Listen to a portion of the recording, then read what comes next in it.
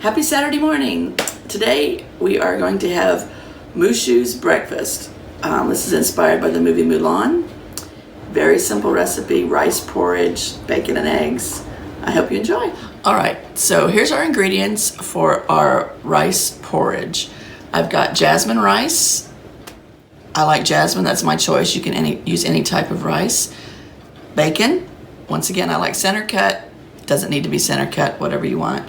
And the basic old chicken egg right out of the chicken. Well, not really, we don't have chickens yet, but we're going to.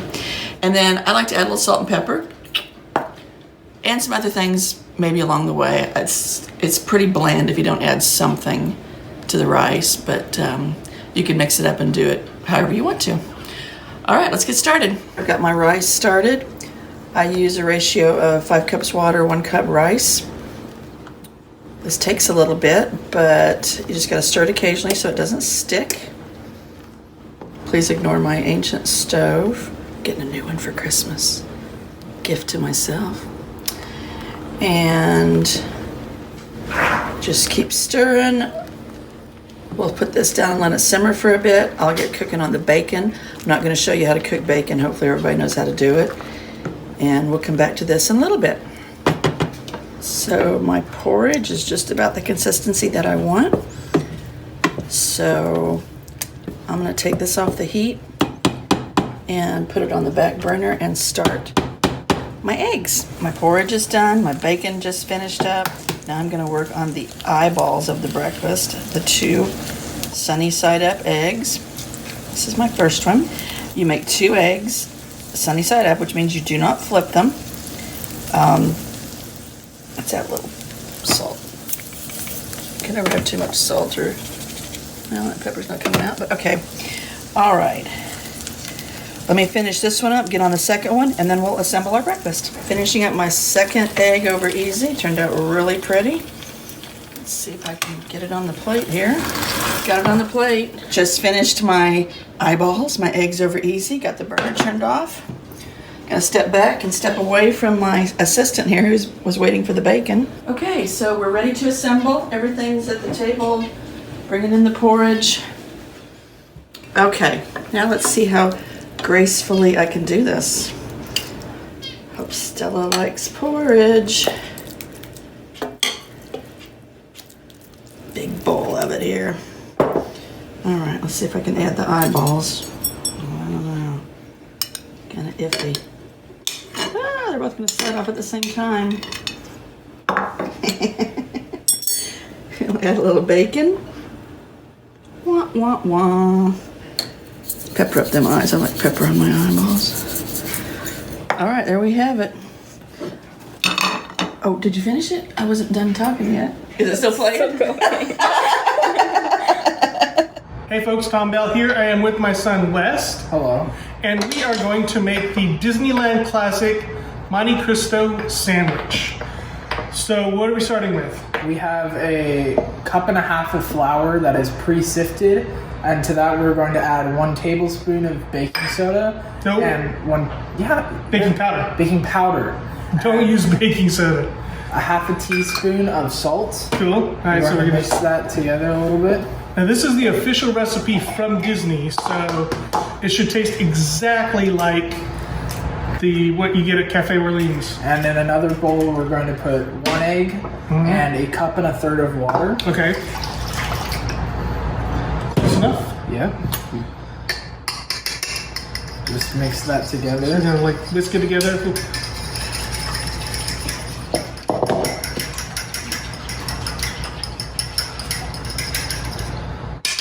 And add that to your dry mixture. Okay. Ooh.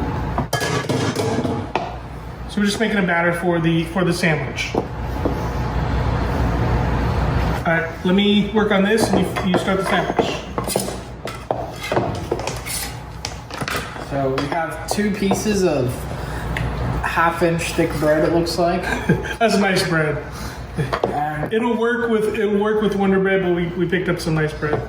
put ham, then Swiss cheese, Okay. and then some turkey on top. Okay, so that's a classic mix. Seal it with the other piece. And we want to add 4 toothpicks so that you can cut diagonal pieces. And so it doesn't fall out while you're frying it. Yeah. Okay. This is a really thick batter. I got a little more water. It's a little chunky. Should have said that. It's pre-sifted flour. All right, so now we're gonna take that and we're gonna dip it in the batter, and we're gonna fry it. Yes.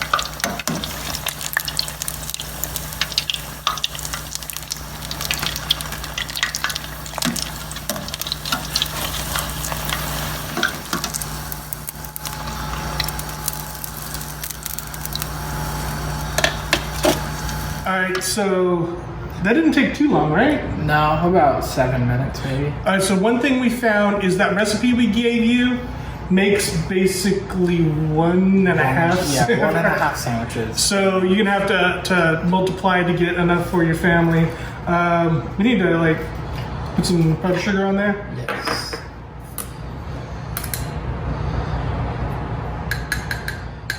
On the side, we got some raspberry jam, which is the traditional topping for that. You're just having way too much fun.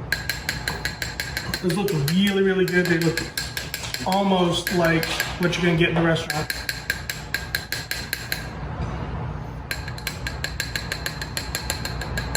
Oh, stop. All right. Yeah. Try it. Should we cut one? Yes. All right.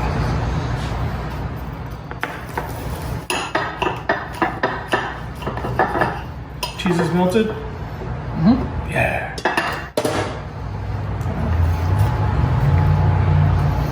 You don't like the jam, do you? Not really. Okay, good. Oh, Like it's lava. good though. Oh man, that's good. Hot. All right, so that is the recipe for Monte Cristo sandwich. You can get it at Cafe Orleans and Blue Bayou at Disneyland Park. Thanks for watching. We'll see you again.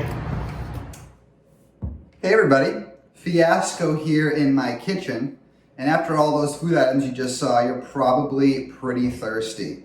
So what I figured we'd make today is something very approachable for everybody. It's approachable for me, so it's probably approachable for you. It's a really easy drink to make, and that's Pog Juice. Now that stands for passion fruit, orange juice, and guava, and it's literally just that. It's as simple as that. We're gonna look at some official measurements to make it taste as close to Disney World's Pog Juice as possible. If you don't know, this is the juice you're gonna find at breakfast at the Polynesian, and really it's the signature breakfast drink for Walt Disney World breakfasts. So you're gonna find it everywhere basically.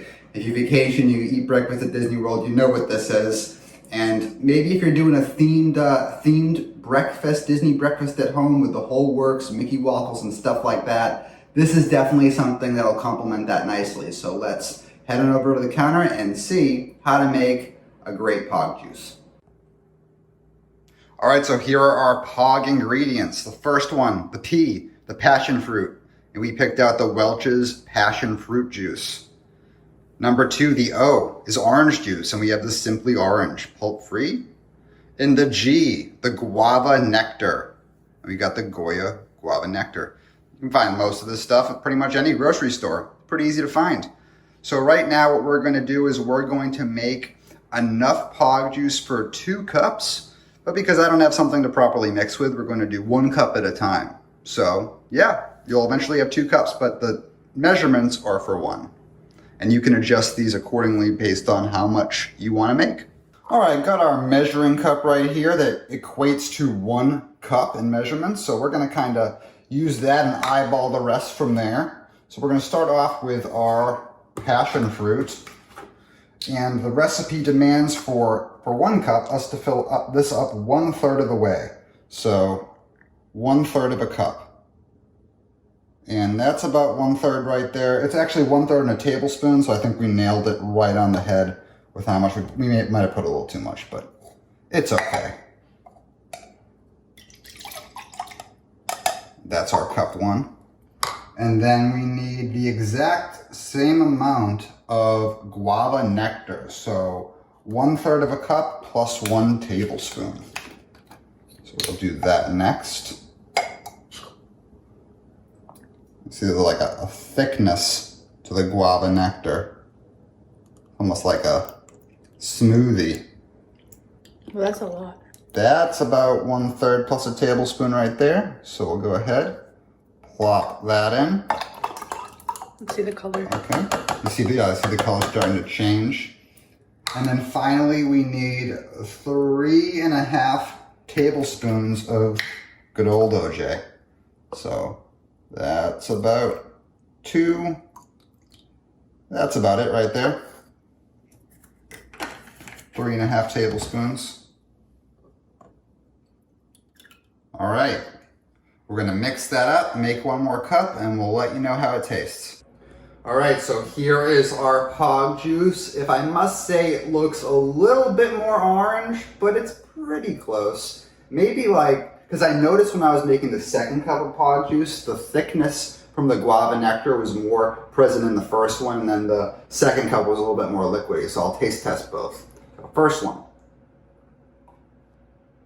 That tastes a lot like Disney World breakfast Pog Juice. I must say, I think I did a really good job. Haley wants to try, so she's holding the camera right now. All right. Haley, what do you think with your little bit of? Oh, it smells really good.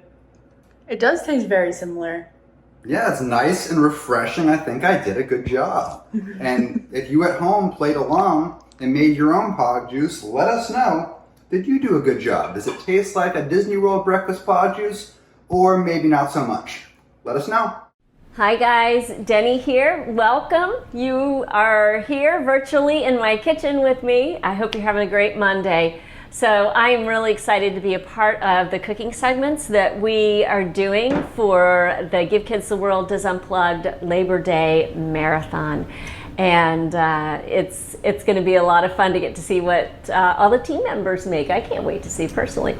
So today we are going to make Sanaa Naan Bread. As a lover of all things carbs, the naan bread was like a holy moment for me when I finally made it to Sanaa and got to experience it. Of course, it comes with like 17,000, no, not that many, but several 2 rows of dips and spreads and things like that, relishes, that you can put on your naan bread. We're gonna keep it simple, and we're gonna go for the naan bread today and really enjoy that. But let me hit a timeout here real quick and bring you up to speed. If you don't know what Saturday Snacks is, okay, it's an article that happens every week. It comes out on Saturday, and it started out as something where I would go into the parks, the Walt Disney World parks, and try a snack and write about it and tell you all what I thought about it, if I loved it, if I didn't, that kind of thing.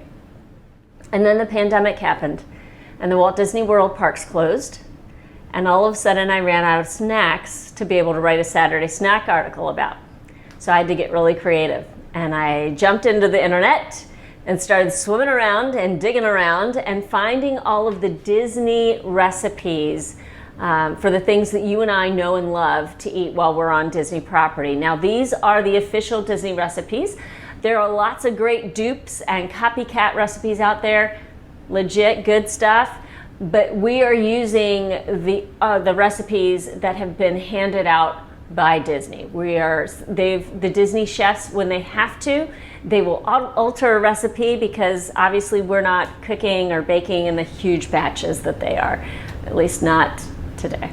So we're gonna push up our sleeves here. We're gonna get things together, and I'll meet you over at the counter behind me as we look at our ingredients and get started, okay? See you in just a minute. We are over here at the other counter and we're gonna get into the recipe. So first things first, we're gonna take care of the dry ingredients.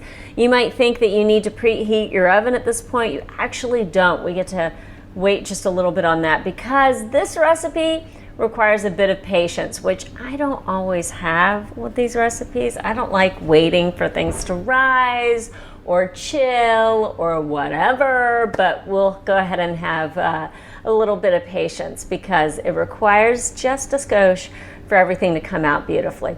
So we're going to deal with our dry ingredients like I said first. Grab your stand mixer. If you don't have a stand mixer, don't worry. No worries. Just grab your hand mixer and a large bowl.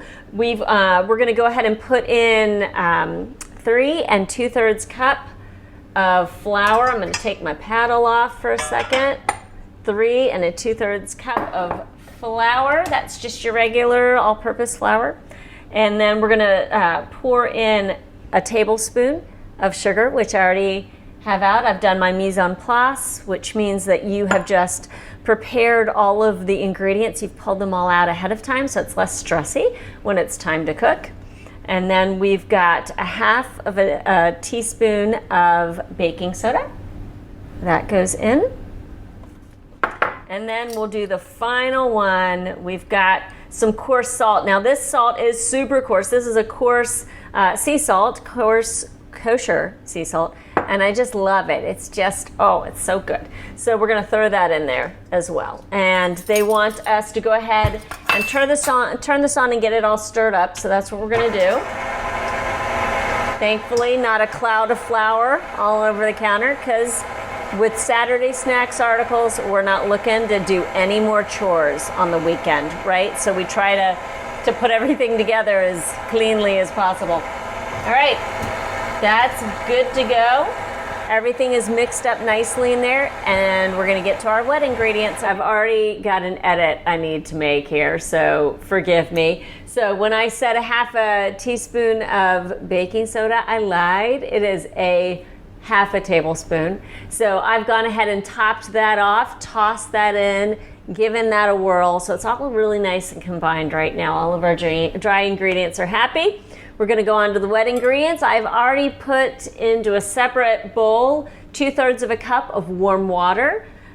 I'm gonna add half a cup of milk. We're using fat-free milk. That's just what we have in our kitchen. And for Saturday Snacks, I like to try to stick with what might already be on hand. Like running to the store is not a ton of fun. You gotta do what you gotta do. So sometimes we run to the store. A couple weeks ago, I actually had to order something off of Amazon, but it made a big difference. We were making deluxe burgers, s'mores gelato shake, and so we needed it. We needed that toasted marshmallow. So I'm going to put the half a cup of milk in. There we go. And then we need a tablespoon of canola oil. And so the canola oil goes in. Drizzle, drizzle, drizzle. I'm going to take a whisk. We are going to combine this really good. We are going really well. We are going to give it a good whisk. It's going to get nice and frothy, and it's going to be fantastic. Okay, so that's all whisked up. We're going to now pour it into our dry ingredients. This is where the magic happens, okay? This is when it's going to actually start to look like a dough. I'm going to pour this, I'm going to transfer this into a measuring cup, back into my measuring cup, because it's just a whole lot easier to pour that on into the dry ingredients. Here we go.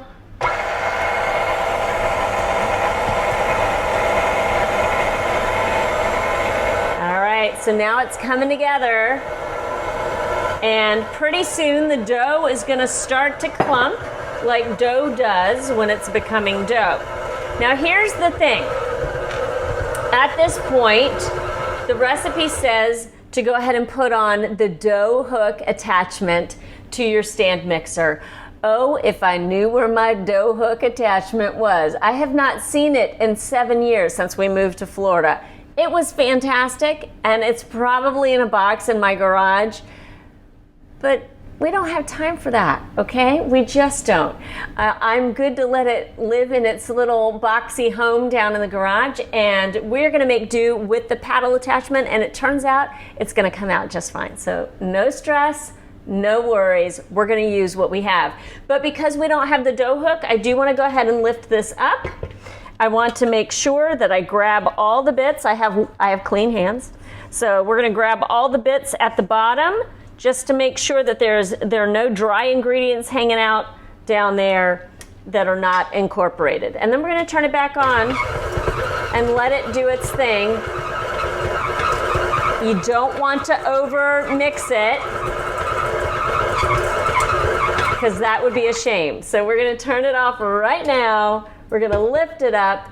This dough now goes into a bowl, and we're going to set it aside with a little plastic wrap on it for an hour. This is where the patience comes in. You can do it. I can do it. We're going to do this together.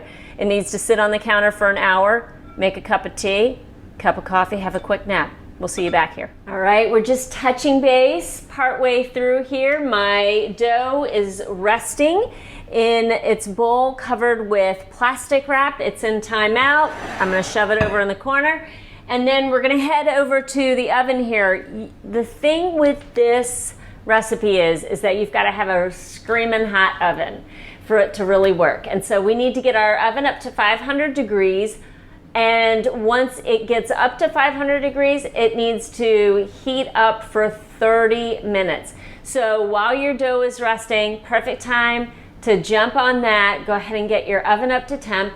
And then if you have a pizza stone, like this one, if you have one from Pampered Chef or from Walmart or from whatever, doesn't even matter.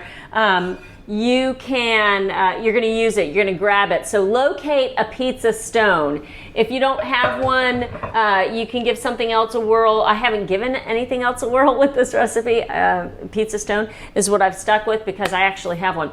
So let's get our oven up to temp. Here we go, 500 degrees. And we've got our pizza stone, and I'll see you back in just a minute. We are back. It has been an hour.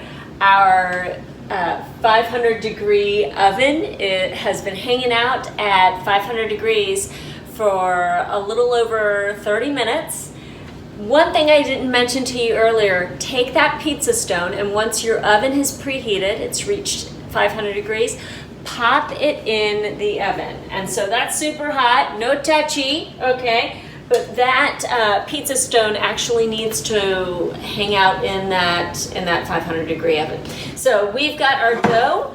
It is here. I'm going to unwrap it. And what we need to now do is we need to divide this dough into 5 equal portions, and we need to roll it out on a counter. So you've cleaned your surface off. You want to sprinkle a little bit of flour onto your counter because we're going to be rolling it out, and you want to divide your dough into 5 different dough balls, okay, about even size. And if you get them all nice and rolled out into their little dough ball shapes, and you need to add or subtract from 1 or 2, you can totally do that. No stress.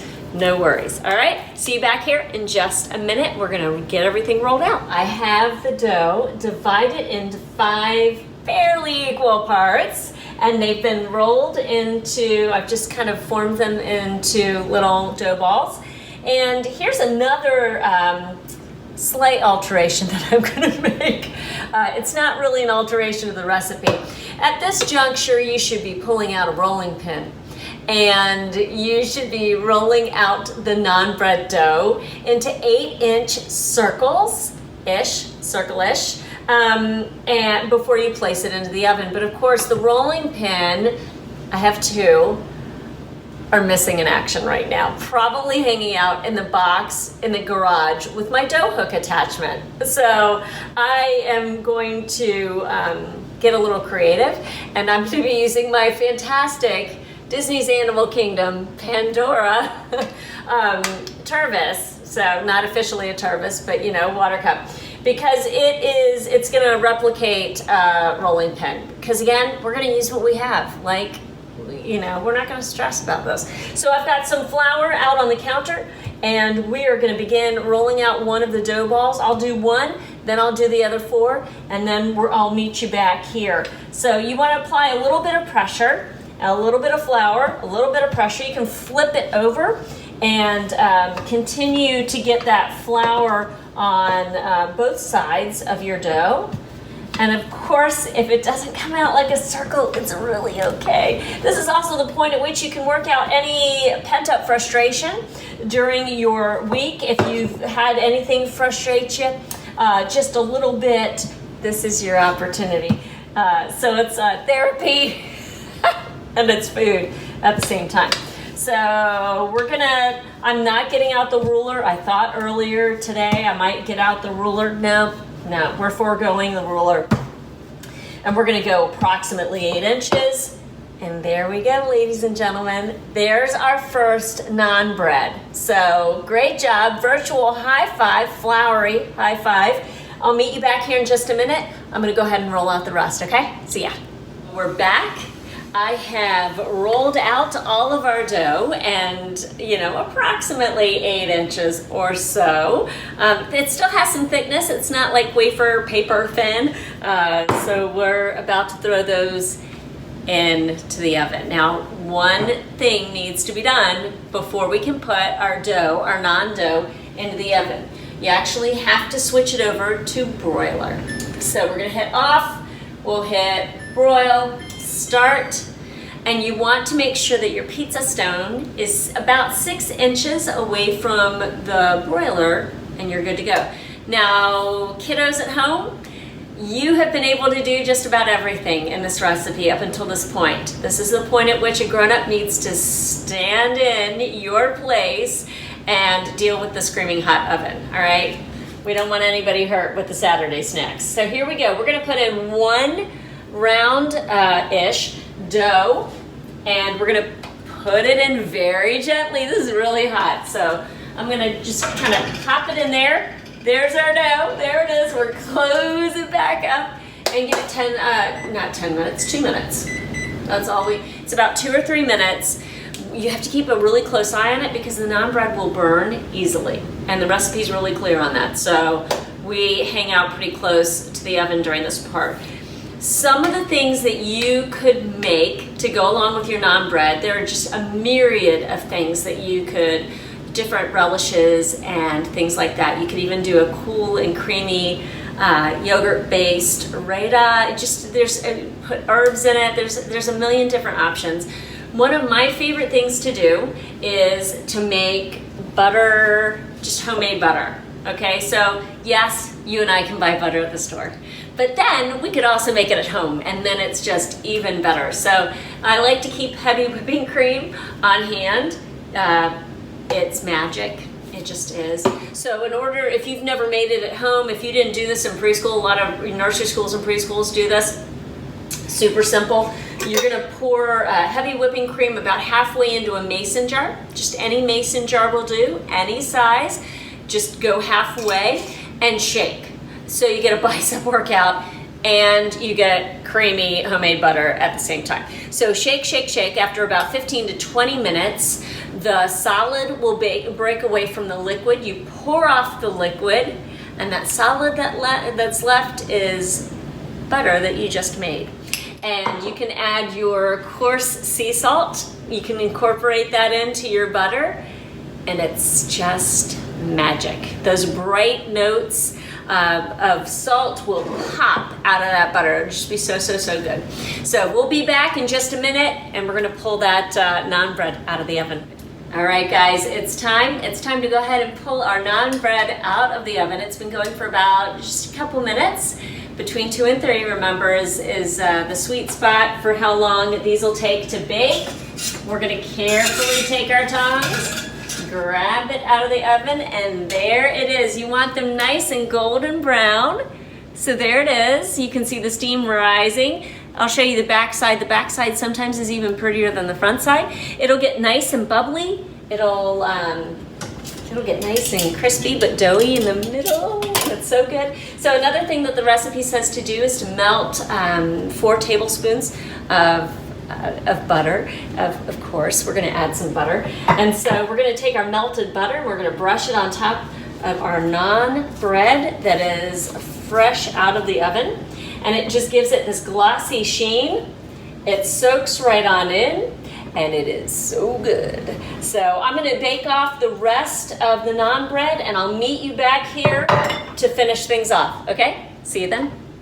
All right, guys, we are done with our naan bread, and take a look. There's your Sanaa Naan Bread. As you can tell, the recipe makes a lot. I've already broken off chunks and pieces, and oh, this one's still warm, and so I'm gonna open it up for you so you can take a peek inside. So here we go. Let's open it up a little bit more. So there it is. It's nice and doughy. You'll have air pockets in it. It is soft on the inside and it's toasty on the outside. And that melted butter that we applied to the top has soaked in. And as we should only do, as only would be right, we're going to add more butter to it, all right? So I'm going to grab my Disney Cruise Line spreader that my son gave me for Christmas years and years ago. And I'm going to put it to good use here with our homemade butter with coarse sea salt. We're just going to add a little bit right there, and we're going to take a bite. It is so good. Friends, I cannot recommend this highly enough.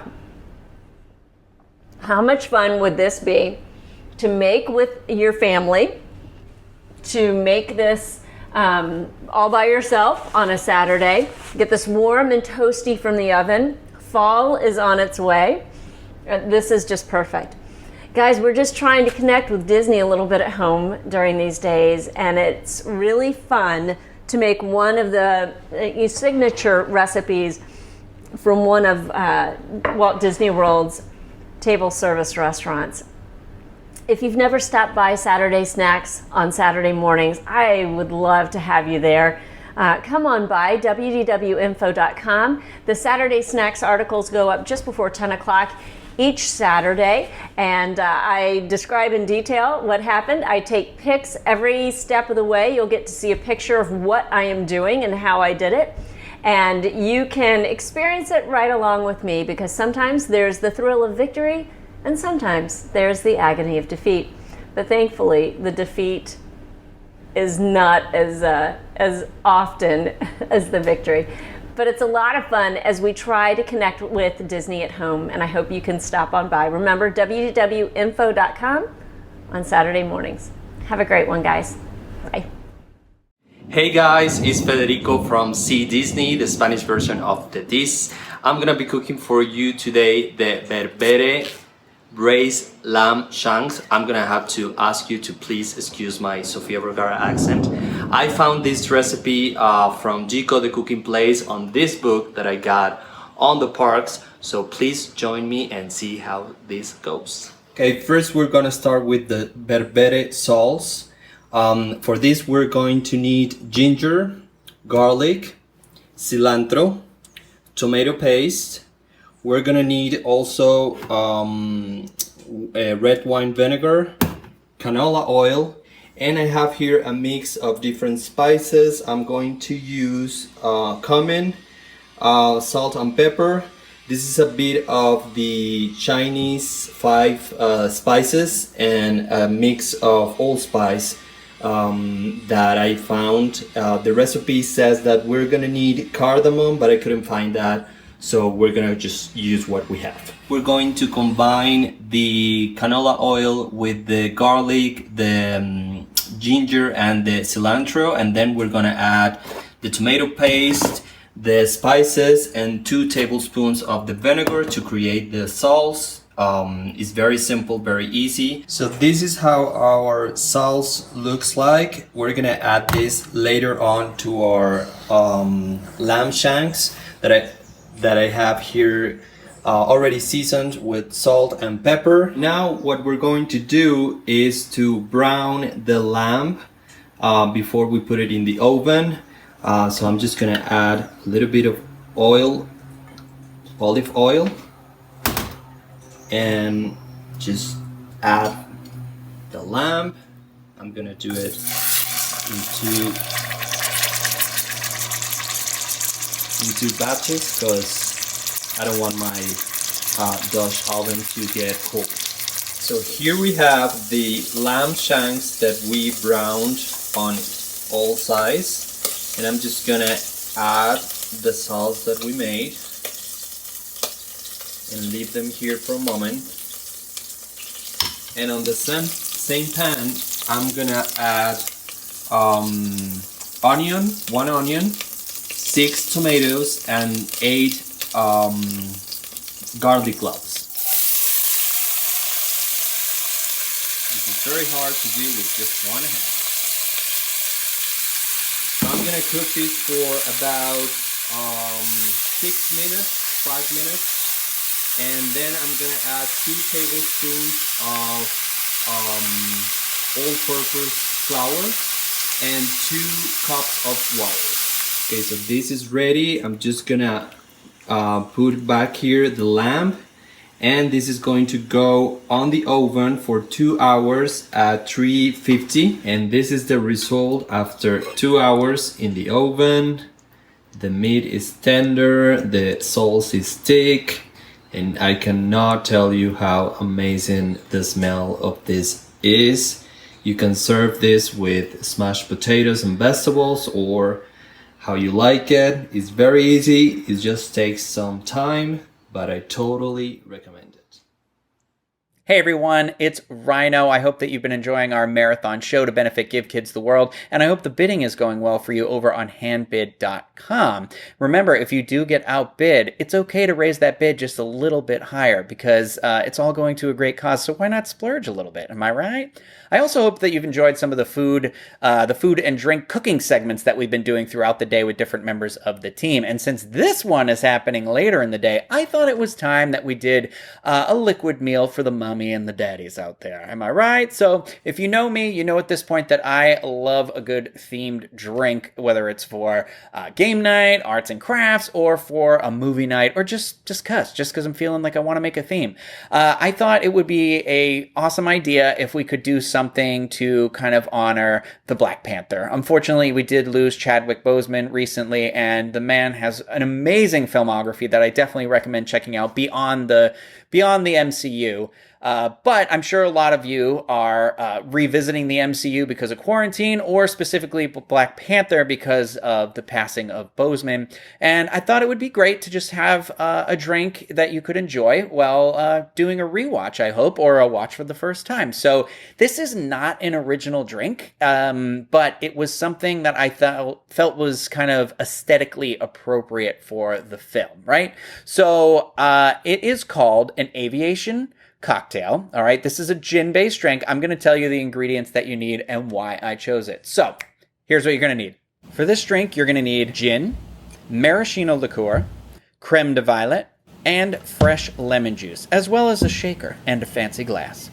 Before we get started making this drink, I just want to make sure that my best friend Kim gets some credit because she is an incredibly knowledgeable person when it comes to spirits and beer, and I went to her and said, I have to come up with a drink for the Black Panther because I knew I wanted to honor this movie and that character specifically, and we kind of brainstormed back and forth, and I said, what does it look like? And I said, it's too bad there isn't something that could be purple that isn't Kool-Aid. And she said, okay, well, what's your favorite alcohol? And I said gin. And I know not everybody loves gin, but gin is my go-to airplane alcohol. I love a good gin and ginger ale because I always say that it calms your nerves and settles your stomach. I had to think about how to say it, and I haven't even had one of these drinks yet. But no, that's what I always say. So I love a good gin and ginger ale. And she said, okay, there's this drink already made, the Aviation. And she said, it's interesting because gin is essentially vodka with botanicals,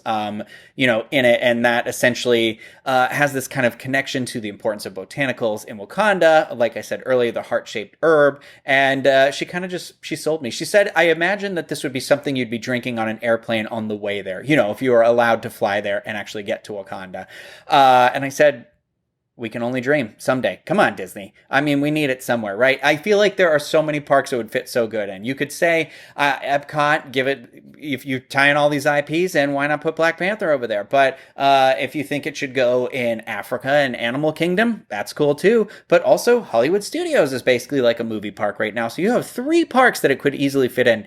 And I'd honestly make an argument for Tomorrowland in the Magic Kingdom. So to me, Wakanda seems like such a great place because It's futuristic, and the ideology that they stand for, about helping others and what T'Challa says toward the end of that movie. There's a mid-credit scene, so watch that mid-credit scene, and I feel like he's got a pretty inspirational thing about coming together and building bridges.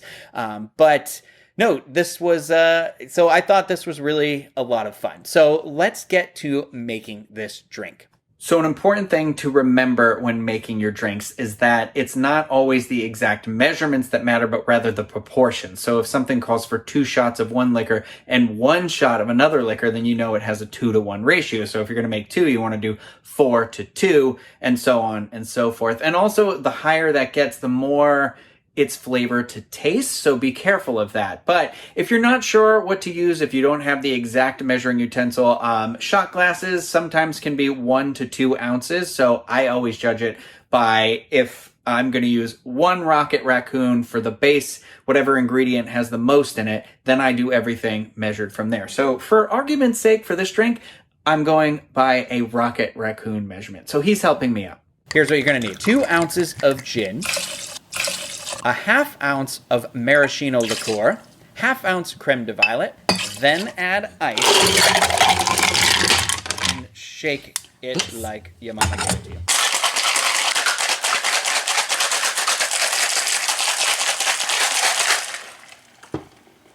Oh, my advice to you is put a towel over that because my hands just froze to the side and boy, does it hurt. Oh. I forgot to add the lemon juice. And 3/4 ounce of fresh lemon juice. And I'm using a towel this time.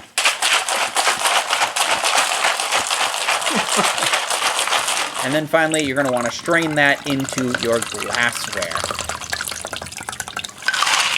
So it didn't come out as purple as I was hoping, but this is where those Disney glow cubes come in handy. And there's conveniently like this pink-purple setting. And let's see what happens. Oh yeah. That's the Wakanda purple. The great thing about this is you can drink it any way you want. The traditional way to serve a drink like this is in a martini glass. You can do it in a little fancy glass, but if you know me, you know I've got a themed glass. It's the moment of truth. I think with the glow cube in it, it's the right color purple. Look at it. Yes.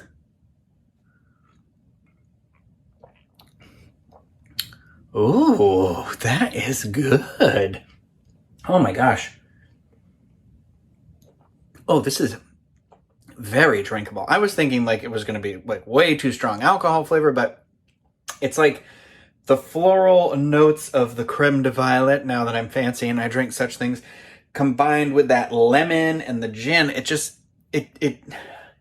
gosh, I don't even know how to describe it. Like, it does taste florally, but not in the sense, because I'm not usually big into floral things. Like, I don't like rose-flavored stuff or any of that, but oh my gosh, this is so nice. Garnish this with a brandied cherry or a flower for the heart-shaped herb, and I think we've got ourselves a Black Panther drink here. I need to stop drinking it out of this glass and put it in its official glass. I personally enjoy a wonderful themed vessel. So I have my Black Panther tiki mug. This is from Geeky Tiki, and I'm going to drink this out of here. I honestly think a drink has got to be at least 20% vessel. Am I right?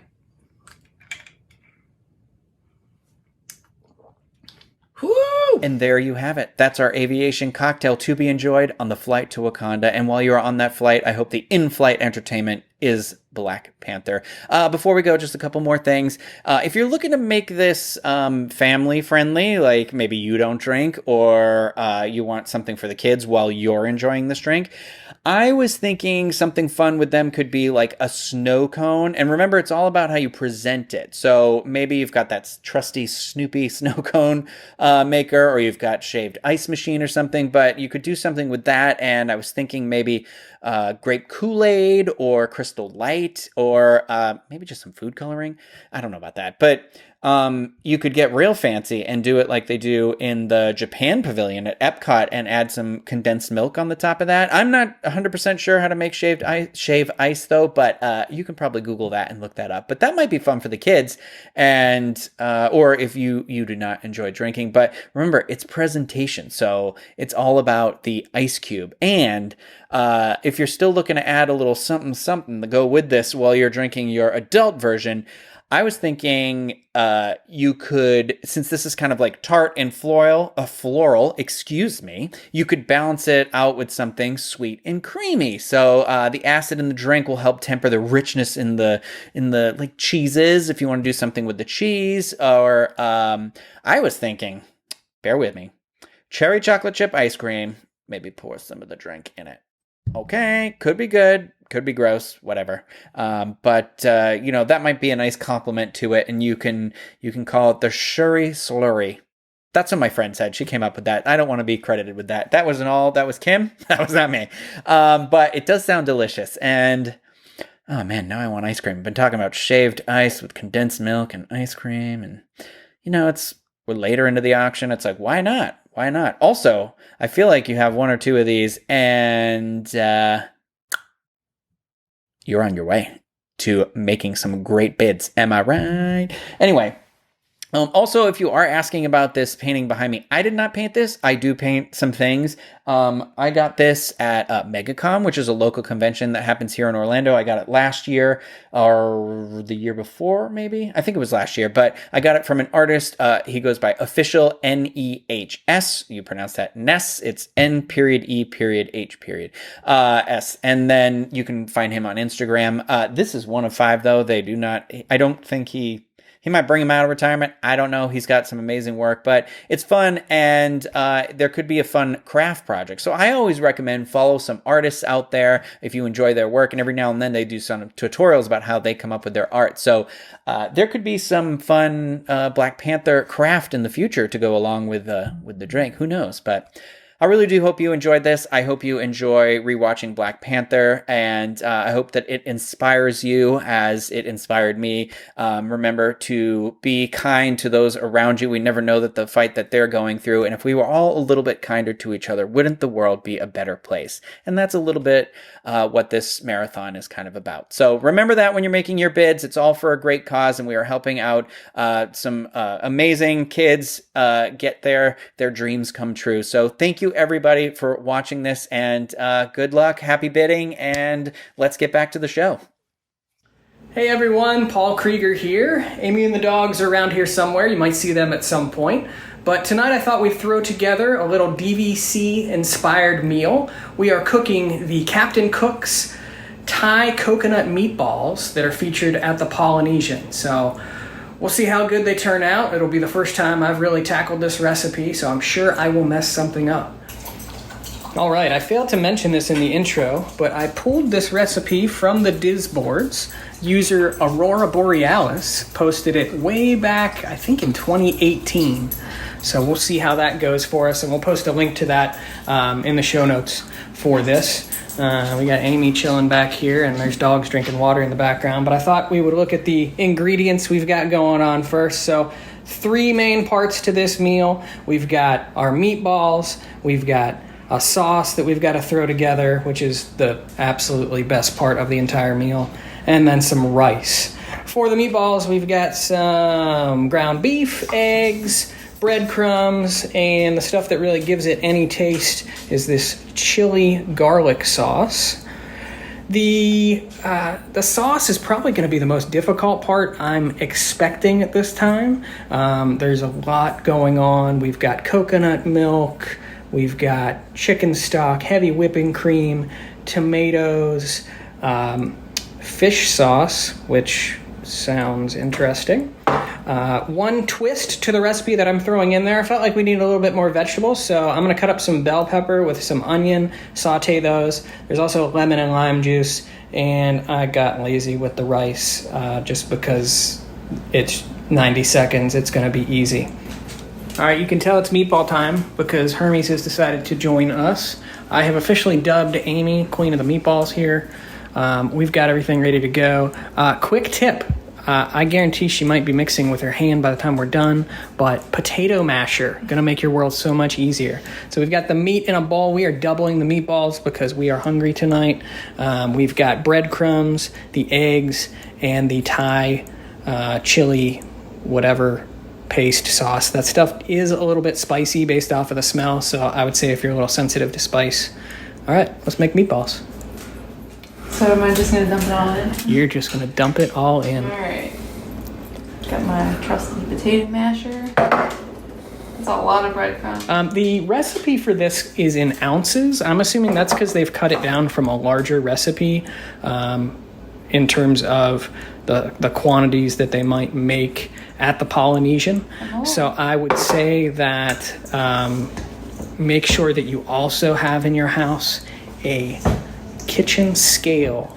Once those are all mixed up, mashed, ready to go, we are going to use a trusty ice cream scooper and turn these into decent sized meatballs.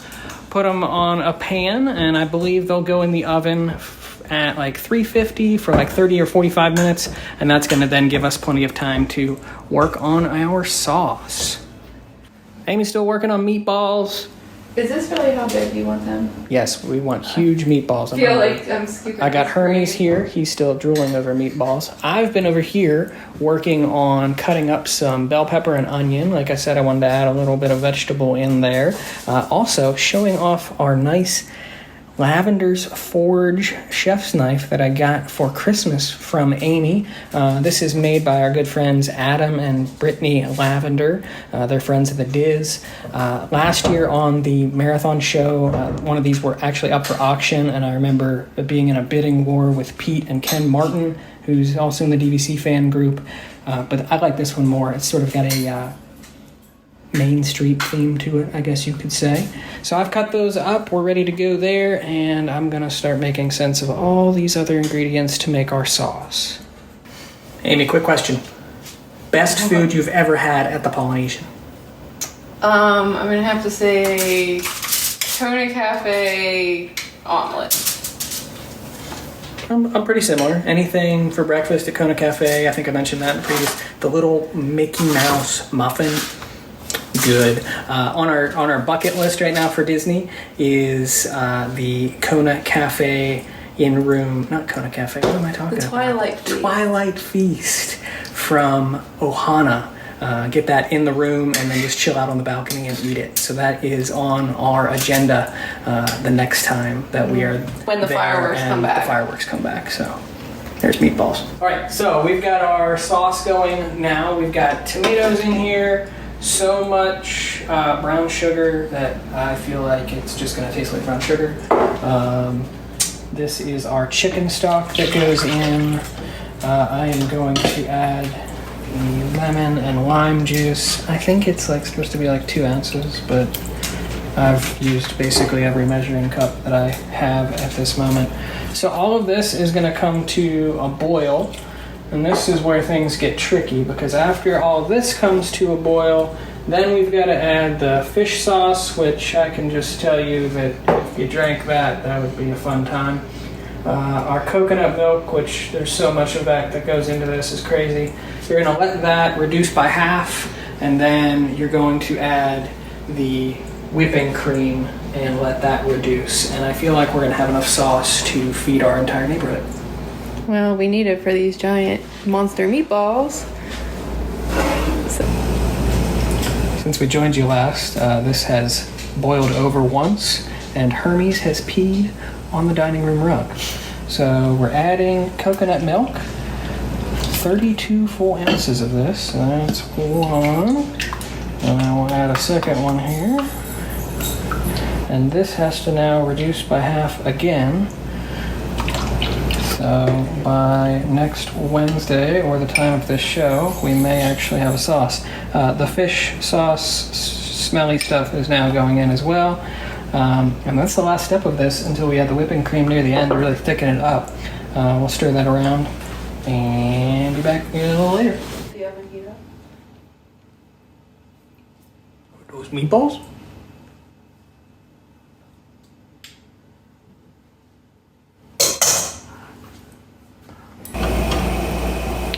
So I think we're at about a point where this is reduced by half. It's starting to smell really good in here. It's got that sweet coconutty smell from the coconut milk that's going on. I'm going to tell Amy to go ahead and add the heavy whipping cream. That should hopefully start to thicken it up. It still has to reduce by half again, so I don't know how long that's going to take. While that's going on, I've got some peppers and onions starting to saute over here. The meatballs are going to be out in about 10 minutes, I'm going to say. So we are getting close. I know this is the part you guys have all been waiting for.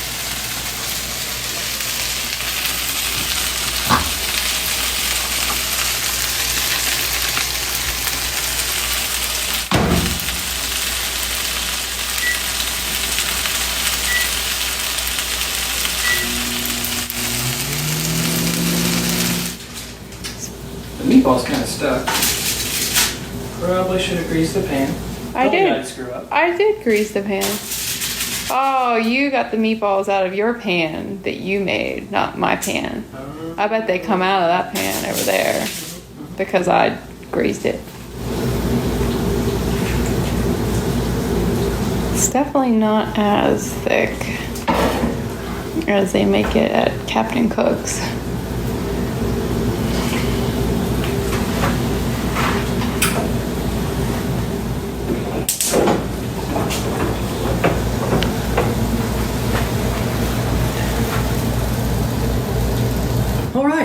We've migrated to the dining room. Amy's already tried it. Overall, cooking-wise, I felt like things went pretty well. The sauce... Is that what you think? Okay.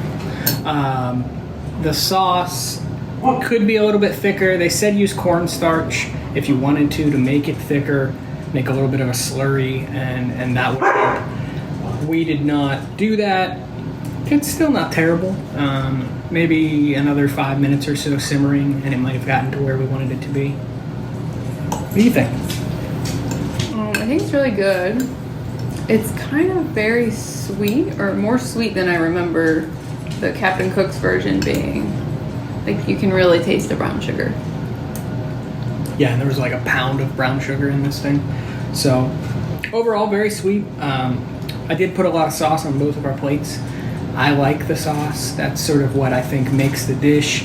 Again, otherwise you've got a pretty basic meatball outside of the Thai chili sauce. You've got some white rice or whatever type of rice you want to have. I think Hermes is trying to get meatballs right now. So I know there's a lot of other cooking going on today, so I'm going to let you guys enjoy that. Thank you all for joining us in. Let us know what you think of our Polynesian meatballs. See you later.